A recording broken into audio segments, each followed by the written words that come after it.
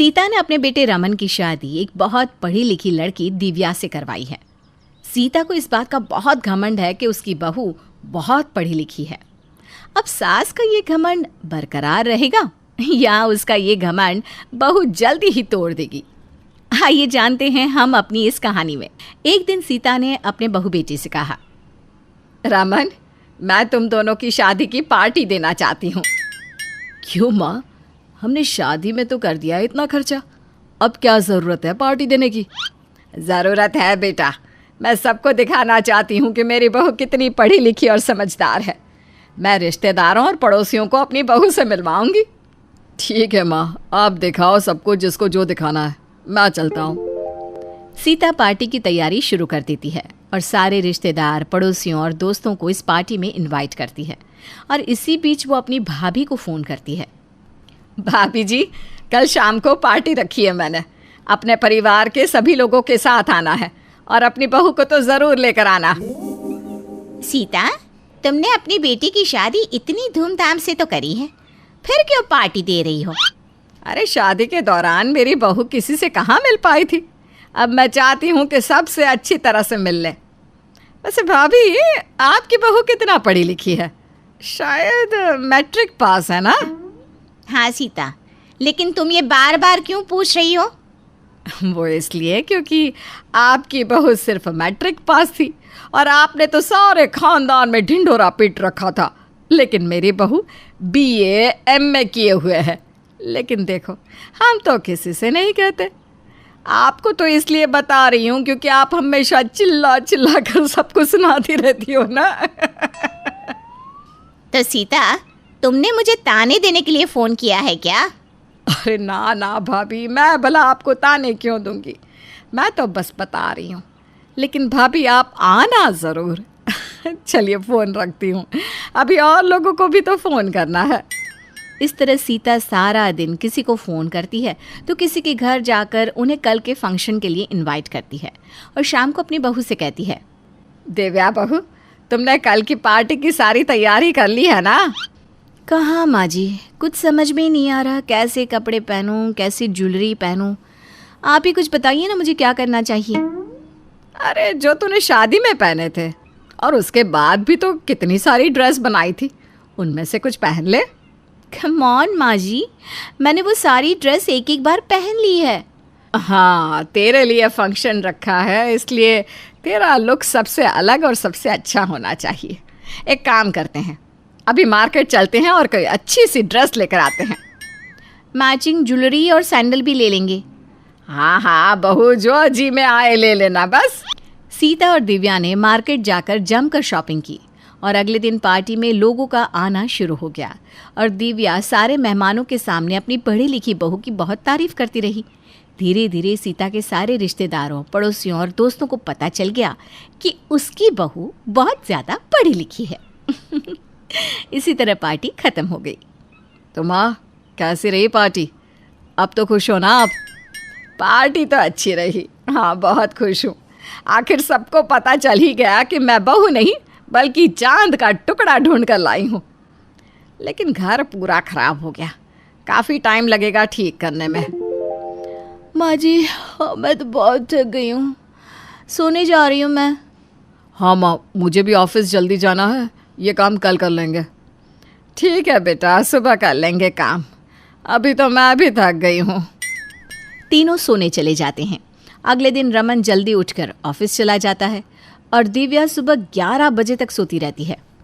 ये बहू अभी तक उठी क्यों नहीं? मैंने रमन को नाश्ता बना कर दे दिया, लंच भी पैक करके दे दिया, लेकिन घर इतनी बुरी हालत में पड़ा है, इसे तो मैं नहीं संभाल सकती हूँ और बहू की नींद खराब भी नहीं कर सकती। क्या करूँ अब? सीता ये सोचकर पड़ोस वाली मालती के पास गई। अरे मालती बहन, तुम्हारे घर में जो नौकरानी आती है ना, उसे मेरे घर भेज दो। क्यों सीता बहन, तुम्हें नौकरानी लगवानी है क्या अपने घर के काम के लिए? अरे नहीं बहन, बस आज के लिए चाहिए थी। वो क्या है ना, कल पार्टी थी तो घर की हालत ख़राब हो रही है बहुत। सारा घर अच्छी तरह से धोना पड़ेगा। अब इस उम्र में अकेले तो इतना सारा काम नहीं कर सकती, इसलिए आप आज के लिए ना अपनी नौकरानी को भेज दो। जितने रुपए वो मांगेंगी मैं दे दूँगी। इस उम्र में भी घर का काम आपको करना पड़ रहा है। आपकी पढ़ी लिखी बहू कहाँ है? उसे उठाओ ना, वो काम करेगी। मालती की बात सुनकर सीता एकदम चुप हो गई। मालती ने फिर कहा, सीता बहन, बुरा मत मानना। बहुएं पढ़ी लिखी हो या अनपढ़, नखरे सभी के एक जैसे होते हैं। मेरी नौकरानी बर्तन धो रही है, आप जाइए, मैं उसे आधे घंटे में भेज देती हूँ। सीता घर आ जाती है और आधे घंटे बाद नौकरानी घर की साफ सफाई करके चली जाती है। थोड़ी देर बाद दिव्या सोकर उठती है। बहू, हो गई तेरी सुबह? ये कोई वक्त है क्या उठने का?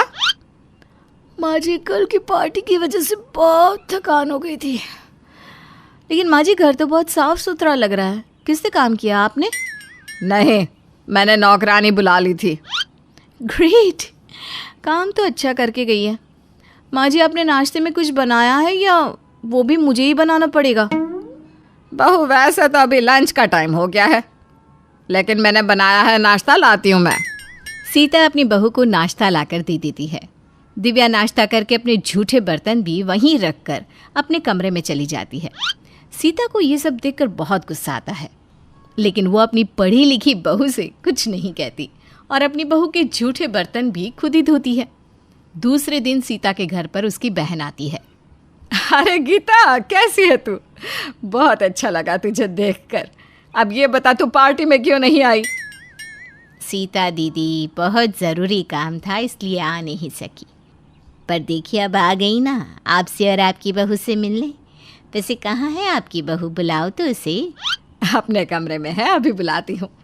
सीता अपने बहू के कमरे में जाकर उससे कहती है, दिव्या बहू, मेरी बहन तुमसे मिलने आई है, तैयार होकर आ जाओ बेटा।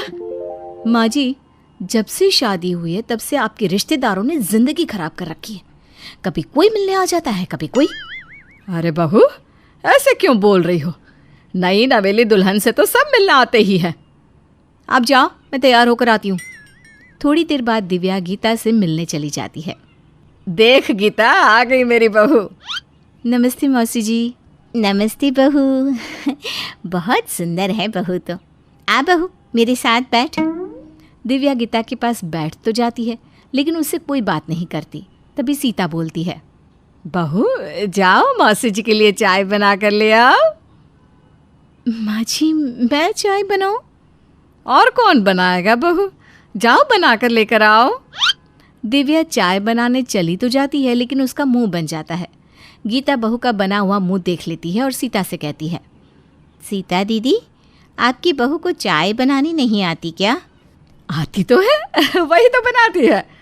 लेकिन तुम क्यों पूछ रही हो? कुछ नहीं, ऐसे ही पूछा। इतने में दिव्या चाय लेकर आ जाती है।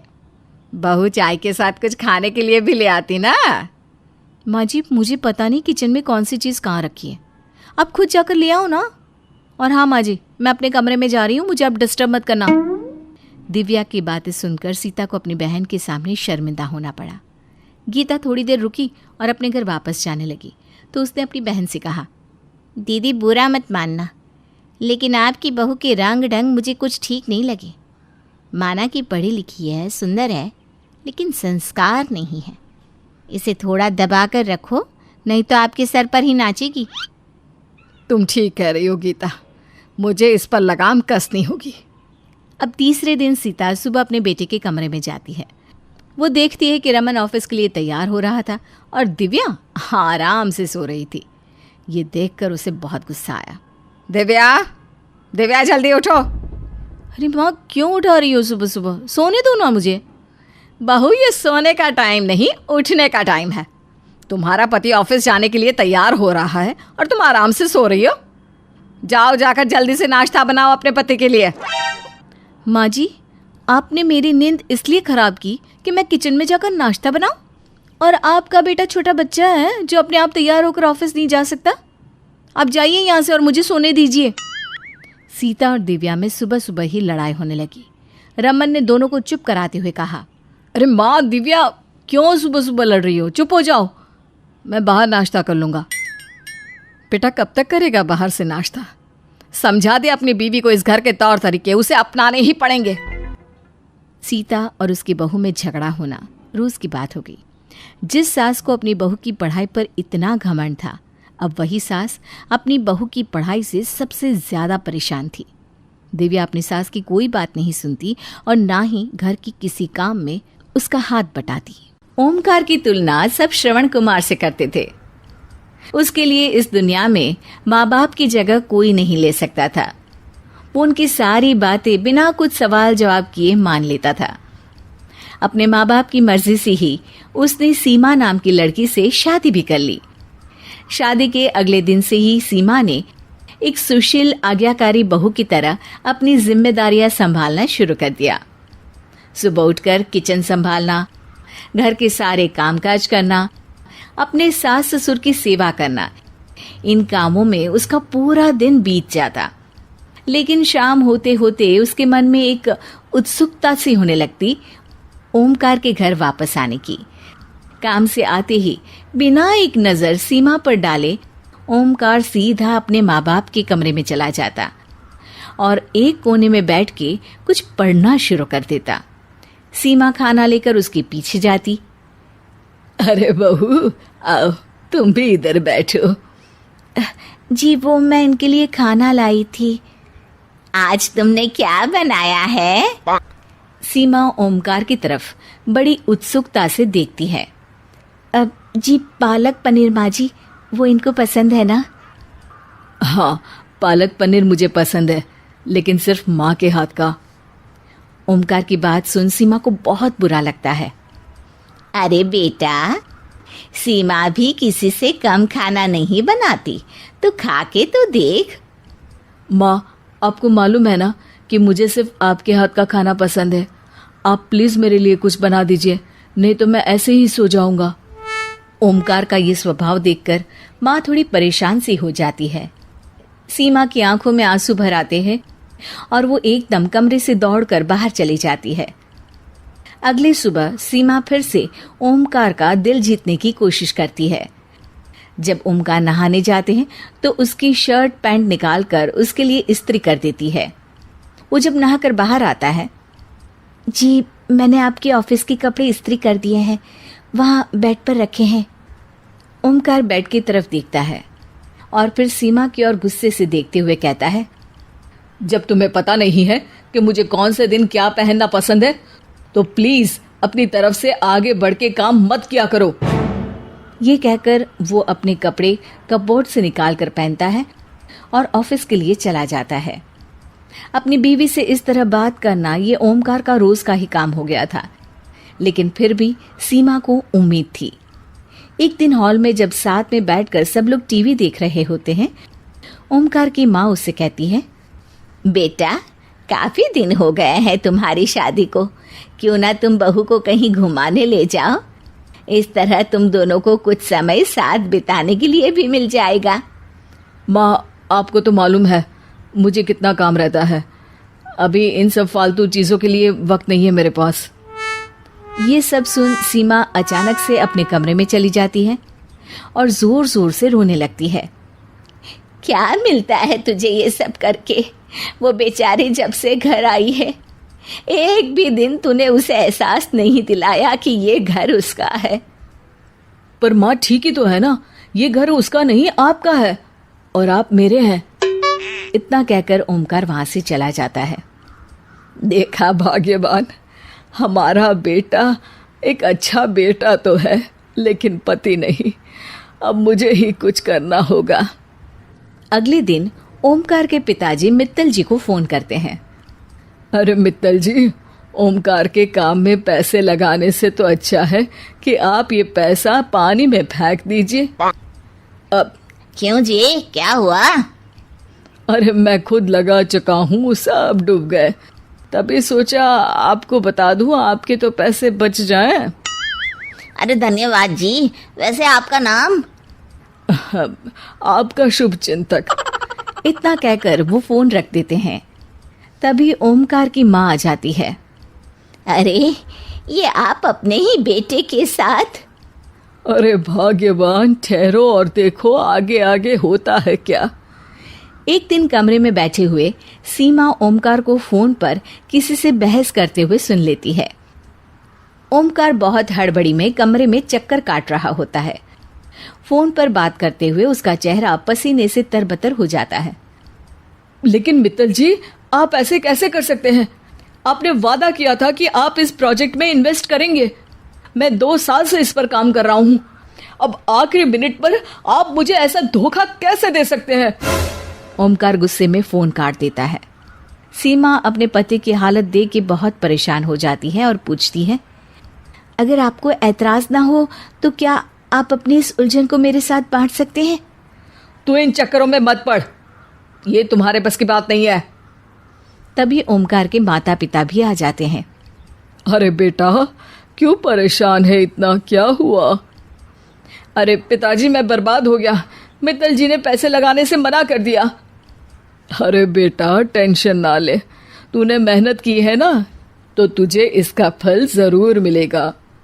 इसी बीच सीमा बिना कुछ कहे अपनी अलमारी से अपने माँ बाप के दिए गहने लाकर ओमकार के हाथों में रख देती है। अरे ये क्या कर रही हो? ये तो तुम्हारा स्त्री धन है। गहने तो बनते रहेंगे, लेकिन आपका प्रोजेक्ट नहीं रुकना चाहिए, और वैसे भी जो मेरा है वो आप ही का तो है। ओमकार को तो समझ में ही नहीं आता कि वो क्या बोले। उसका ये निस्वार्थ त्याग देखकर हक्का बक्का रह जाता है वो। तभी उसके पिताजी कहते हैं, बेटा, ये सच है कि माँ बाप की जगह कोई नहीं ले सकता, लेकिन ये भी सच है कि बीवी की जगह भी कोई नहीं ले सकता। आप ठीक कहते हैं पिताजी। चलो सीमा, तैयार हो जाओ, काम आकर करेंगे। कल गोवा जा रहे हैं तुम और मैं। ये कहानी 4 ऐसे आलसी भाइयों की है जो दुनिया के साथ साथ अपने आप पर भी बोझ है। इस कहानी में आपको बहुत मजा आने वाला है, तो चलिए कहानी को सुनते हैं। अरे नालायको, दरवाजा खोलो, मैं चेला राम हूँ, इस मकान का मालिक। दरवाजा खोलते हो या नहीं? अरे ये कौन है जो रोज सुबह सुबह हमारी नींद खराब करने आ गया? हाँ, तुम सही कहते हो। देखो, शायद बिल्डिंग का चौकीदार होगा। अरे जा छोटे, देख तो। ये बात है, अभी उसकी खबर लेता हूँ। ए रुक, क्या चिल्ला रहा है? अजय जैसे ही दरवाजा खोलता है, सामने चेला राम को देखता है। क्या है, क्यों चिल्ला रहे हो? दिखता नहीं है? ये हमारा सोने का टाइम है। हाँ, जाओ यहाँ से। अरे कमीनो, थोड़ी तो इज्जत दिया करो मुझे, आखिर मैं मकान मालिक हूँ तुम्हारा। आज मैं अपना किराया लेने आया हूँ यहाँ पर। अभी पैसे नहीं है, बाद में आना। अरे 10 साल से तुम लोगों ने मेरा किराया नहीं दिया है, थोड़ी तो शर्म करो। और फिर पैसे होंगे कहाँ से? पैसे तो काम करने से आते हैं। और तू क्या कह रहा था? ये हमारा सोने का टाइम है। घड़ी देखी? दोपहर के 1 बज गए हैं। अरे कोई भगाओ ना, इसे कितनी बातें करता है ये मोटा। अरे थोड़ी तो शर्म करो तुम सब, ये मेरी बेइज्जती कर रहे हो। तो तुम अपनी बेइज्जती करवाने यहाँ आते ही क्यों हो? क्या करूं, तुम लोगों को निकाल भी नहीं सकता। आखिर तुम लोगों पर मेरा 10 साल का किराया जो बाकी है, पर उसे तो मैं वसूल करके ही रहूंगा। चेला राम बड़बड़ाते हुए वहां से चला जाता है। तभी वहां शीला मौसी आ जाती हैं। लो निकम्मो, खाना खा लो। लाइए लाइए मौसी, बड़ी भूख लगी है, लाइए खाना। अरे नालायक, पहले मुंह तो धो ले, ब्रश कर ले। खाना खाने के बाद ब्रश कर लूंगा मौसी। वाह रे, तुम लोगों की मोटी बुद्धि, आहा, तुम जैसे आलसी और निकम्मे पूरी दुनिया में नहीं मिलेंगे। अरे जरा इस घर का हाल तो देखो, म्युनिसिपालिटी का कचरा भी इससे साफ होगा। क्या बात करती हो मौसी? सच कहती हूँ। अरे घर की तो छोड़ो, कम से कम अपने आप की तो साफ सफाई कर लिया करो। जरा तुम सब अपनी शक्ल देखो, ऐसा लगता है कि जंगल से बनमानुस भाग कर यहाँ आ गए हैं। मौसी, अब तो हर वक्त सिर्फ हम लोगों की बुराई ही करती रहती हैं। तारीफ करने वाला कौन सा काम किया है तुम लोगों ने? अरे मैं कब तक तुम लोगों को अपने घर से खाना लाके खिलाती रहूंगी? अगर तुम सब कहीं छोटी मोटी नौकरी कर लो तो अच्छा रहेगा बेटा। ऐसे कब तक जिंदगी जियोगे बताओ तो? अरे मौसी, नौकरी तो नौकर करते हैं, और वैसे भी एक इंसान को जिंदगी जीने के लिए क्या चाहिए? तन ढकने के लिए 2 जोड़ी कपड़े, सो तो है हमारे पास। और मौसी, दूसरी चीज है सर पर छत। ये देखिए, चेलाराम ने इतना बड़ा घर हमें दे रखा है। और हाँ मौसी, तीसरी चीज़ है खाना, वो तो तुम हमें खिला देती हो, बस हमारे लिए इतना काफ़ी है। अब तुम ही बताओ, हमें काम करने की क्या ज़रूरत है? ऐसे जवाब सुनकर मौसी अपना सर पकड़ लेती है। वाह रे तुम लोगों की महान सोच। अरे क्यों विजय, तुम सबसे बड़े हो, कम से कम तुम तो अपनी जिम्मेदारी समझो। मौसी, आप तो बेकार में चिंता करती रहती हो, हम सब अपनी जिंदगी में बहुत खुश हैं। शीला मौसी समझ जाती है कि वो रेगिस्तान में पानी ढूंढने की कोशिश कर रही है। कुछ दिनों के बाद, क्या कर रही हो माँ? अरे कुछ नहीं, उन भूखड़ों के लिए खाना बना रही हूँ। क्या माँ, आखिर तुम कब तक उन लोगों को मुफ्त का खाना खिलाओगी? वो लोग कभी नहीं सुधरने वाले। हाँ बेटा, ठीक ही कहता है तू। इन लोगों को सुधारने का सिर्फ एक ही तरीका है। मैं विजय की शादी अपने गांव की कल्लू हलवाई की बेटी तारा से करवा देती हूँ। तारा बहुत ही तेज और अनुशासित लड़की है। घर में तारा आएगी तो सब बदल जाएगा। वही इन शैतानों को इंसान बनाएगी। हाँ माँ, तारा से तो उसका पूरा गांव डरता है। तारा निडर होने के साथ साथ बहुत अक्लमंद भी है। उसके जैसी लड़की तो आसपास के 4 गांव में भी नहीं है। वो तो इन लोगों को 2 दिन में सीधा कर देगी। बेटा तू कल ही जा और उसकी मौसी से तारा और विजय की शादी की बात तय करके आ।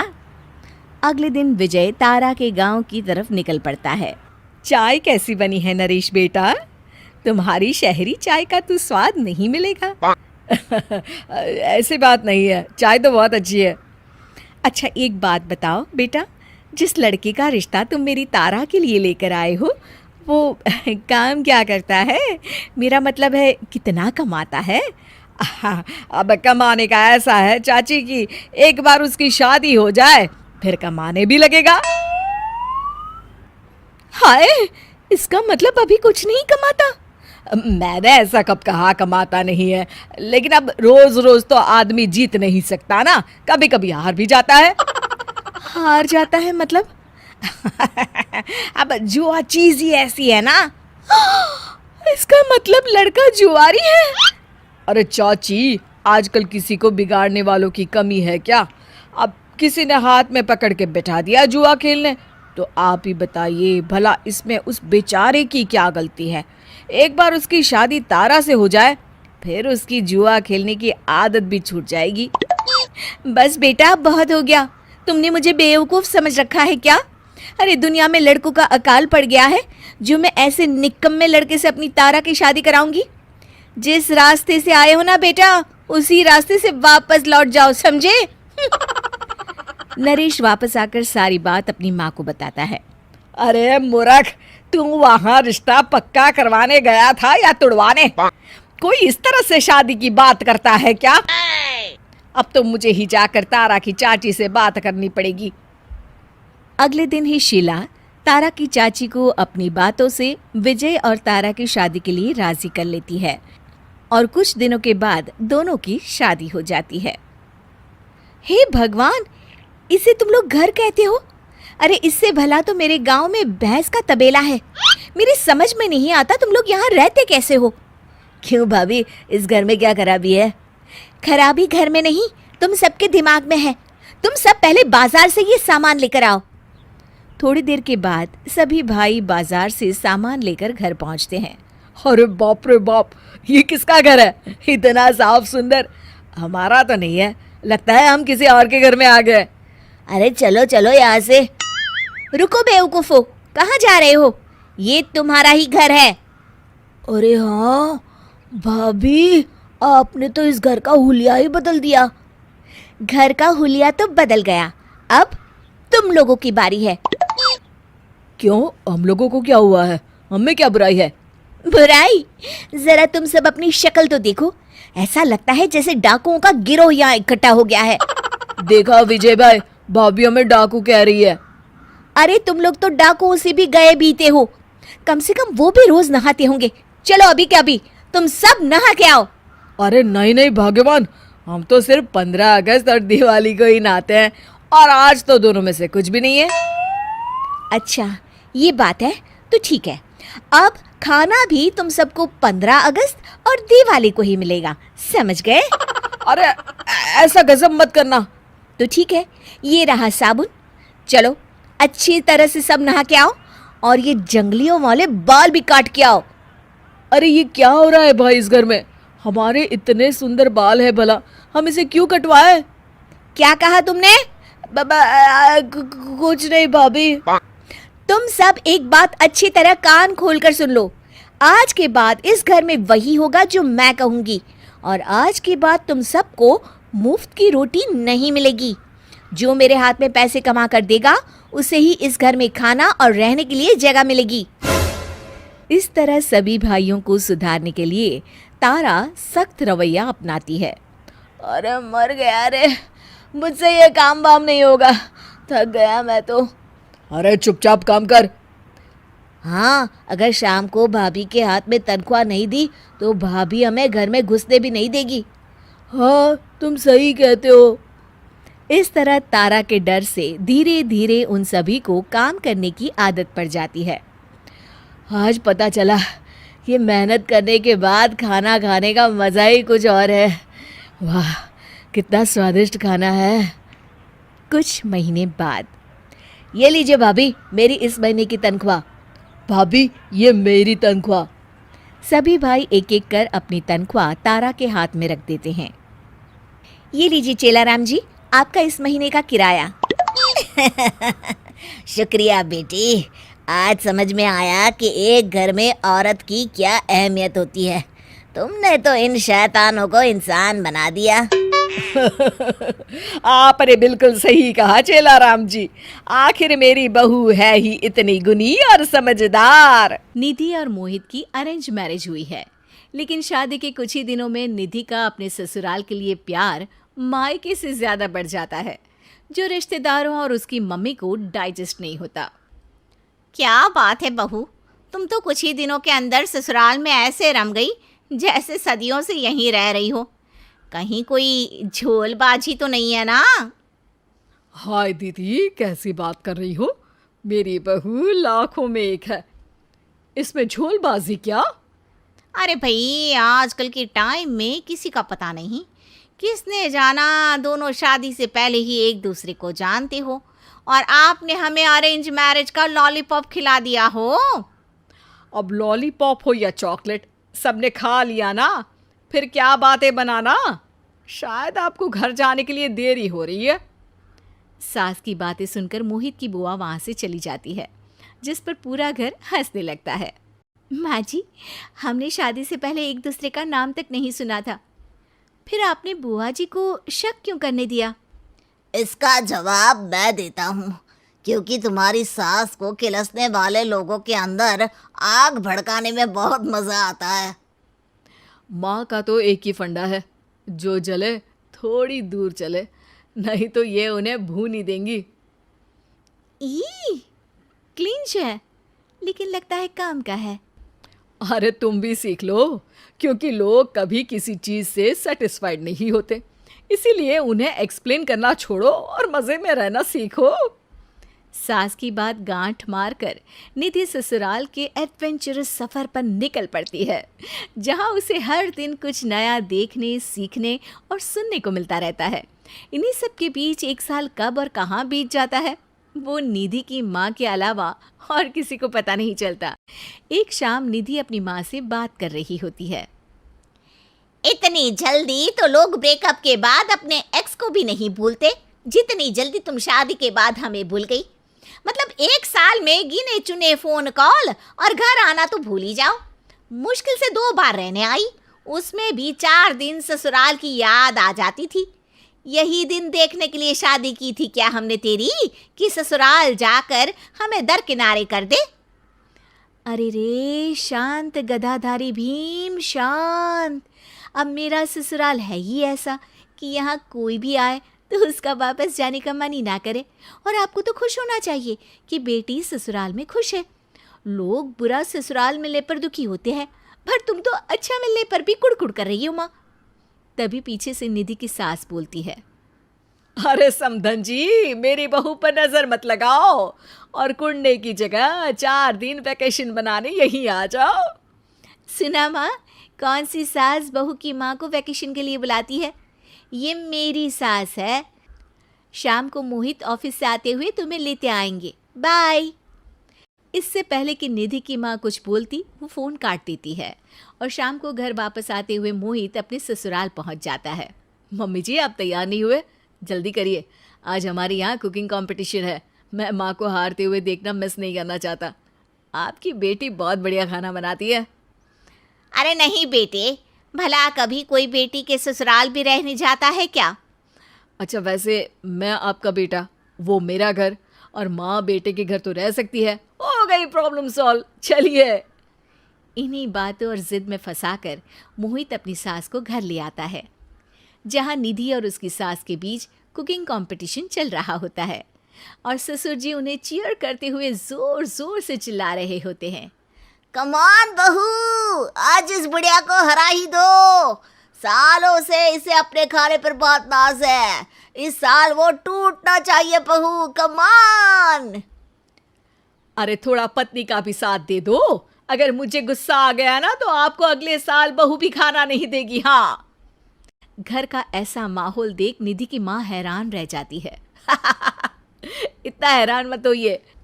घर में कॉम्पिटिटिव स्पिरिट और एक्टिवनेस बनाए रखने का ये माँ का तरीका है। हमारे घर में सब काम अतरंगी तरीके से ही होते हैं। मोहित की बात सुनकर निधि की माँ उनकी कंपटीशन में शामिल हो जाती है और कुछ घंटों में ही उन्हें अपनी बेटी के ससुराल प्रेम का रीज़न समझ में आ जाता है। क्यों माँ, कैसा लगा मेरा अतरंगी ससुराल? ससुराल अच्छा है यही जानकर तो तेरी शादी की थी, लेकिन तेरे यहाँ आकर हमें भूलने की वजह अब समझ में आई। नो मोर कंप्लेंट्स। हाय, आपको हमारी बहू से कंप्लेंट्स थी? ये इधर ना चल बे। जी जी ज़रूर, आज के बाद दोबारा कभी नहीं होगी।